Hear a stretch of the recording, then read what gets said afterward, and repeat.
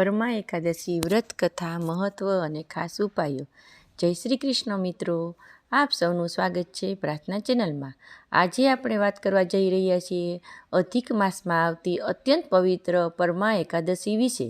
શું તમે જાણો છો આ એકાદશીના દિવસે કરવામાં આવેલા કેટલાક સરળ ઉપાયો ઘરમાં સુખ, શાંતિ અને સમૃદ્ધિ લાવી શકે છે? શાસ્ત્રોમાં આ એકાદશીને ભગવાન વિષ્ણુને પ્રસન્ન કરનારી અને ગરીબી દૂર કરનારી એકાદશી તરીકે વર્ણવવામાં આવી છે. આ વિડીયોમાં આપણે જોશું પરમાં એકાદશી ક્યારે છે, તેનું મહત્ત્વ શું છે, આ વ્રતની સંપૂર્ણ કથા શું છે અને કયા ખાસ ઉપાયો કરવાથી ઘરમાં સુખ સમૃદ્ધિ આવે છે અને ભગવાન વિષ્ણુની કૃપા કેવી રીતે પ્રાપ્ત થાય છે. તો મિત્રો, વિડીયો અંત સુધી જરૂર જોજો. અને જો તમે અમારી ચેનલને સબસ્ક્રાઈબ ના કરી હોય તો હમણાં જ કરી લો, અને વિડીયો પસંદ આવે તો લાઈક અને શેર કરવાનું ભૂલશો નહીં, અને કમેન્ટમાં જય શ્રી કૃષ્ણ લખવાનું ભૂલશો નહીં. તો સૌપ્રથમ આપણે જાણીએ પરમાં એકાદશી ક્યારે આવે છે. પરમાં એકાદશીનું માત્ર અધિક માસ દરમિયાન આવે છે. અધિક માસ દર 3 વર્ષે આવે છે. આ એકાદશી અધિક માસના કૃષ્ણ પક્ષની એકાદશી તિથિ તરીકે માનવામાં આવે છે. તો મિત્રો, આ વર્ષે પરમાં એકાદશી 11 તારીખના રોજ રહેશે. હવે મિત્રો, આપણે પરમાં એકાદશીનું મહાત્મ્ય જાણીએ. શાસ્ત્રોમાં જણાવ્યું છે કે આ વ્રત કરવાથી પાપોનો ક્ષય થાય છે, મનને શાંતિ મળે છે, ઘરમાં સુખ અને સમૃદ્ધિ વધે છે, ભગવાન વિષ્ણુની વિશેષ કૃપા આપણને પ્રાપ્ત થાય છે અને આધ્યાત્મિક પ્રગતિમાં મદદ કરે છે. મિત્રો, પરમાં એકાદશી હિન્દુ ધર્મમાં એકાદશી તિથિને વિશેષ મહત્ત્વ આપવામાં આવ્યું છે. વર્ષ દરમિયાન આવતી તમામ એકાદશીઓમાં પરમાં એકાદશીનું સ્થાન ખૂબ જ ઊંચું માનવામાં આવે છે, કારણ કે આ એકાદશી 3 વર્ષમાં એક જ વાર આવે છે.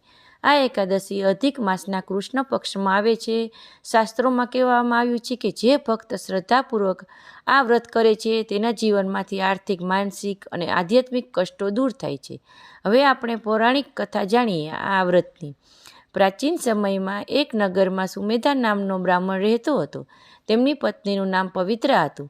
બંને પતિ પત્ની ખૂબ જ ધાર્મિક અને સદાચારી હતા. તેઓ ભગવાનની ભક્તિ કરતા હતા, પરંતુ તેમને જીવન ભારે ગરીબીમાં પસાર થતું હતું. ઘણા સમય અનુસાર ઘરમાં અન્નનો પણ અભાવ રહેતો હતો, છતાં તેઓ ક્યારેય અધર્મના માર્ગે ગયા નહીં. એક દિવસ સુમેધાએ વિચાર્યું કે વિદેશ જઈને ધન કમાવવું જોઈએ. તેમણે પોતાની પત્નીને આ વાત જણાવી, પરંતુ પવિત્રાએ કહ્યું, હે સ્વામી, જે કંઈ આપણને પ્રાપ્ત થાય છે તે પૂર્વજન્મના કર્મનું ફળ છે.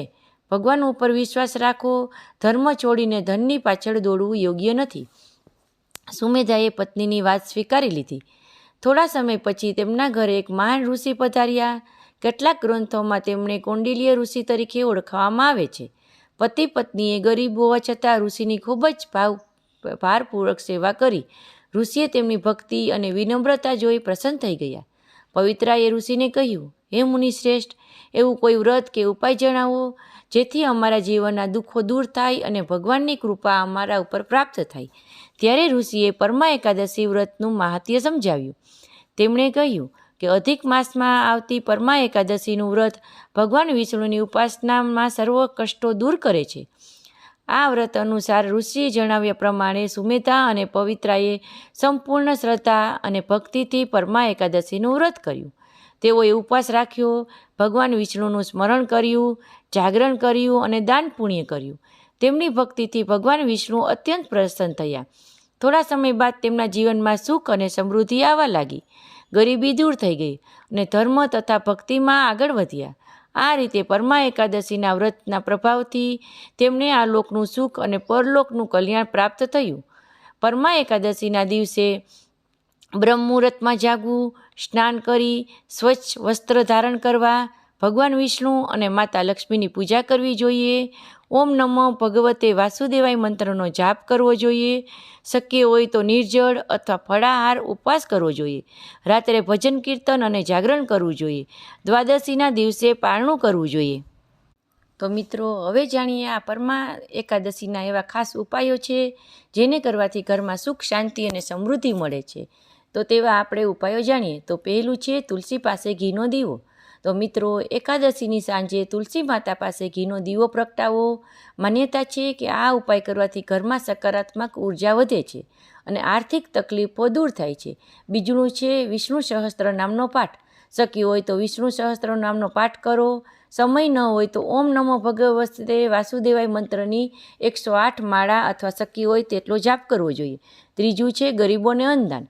પરમા એકાદશીના દિવસે અન્ન, ફળ અને કપડાનું દાન ખૂબ જ શુભ માનવામાં આવે છે. દાન કરવાથી પુણ્યમાં વૃદ્ધિ થાય છે અને ઘરમાં સુખ સમૃદ્ધિના માર્ગ ખુલતા હોવાનું જણાય છે. ચોથું છે તુલસી પાન અર્પણ. ભગવાન વિષ્ણુજીને તુલસીના 11 અથવા 21 પાન અર્પણ કરો. તુલસી વિના વિષ્ણુ ભગવાનની પૂજા અધૂરી માનવામાં આવે છે.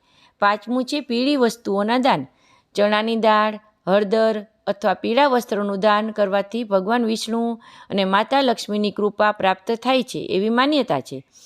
હવે આપણે પરમા એકાદશીનું મહાત્મ્ય જાણીએ.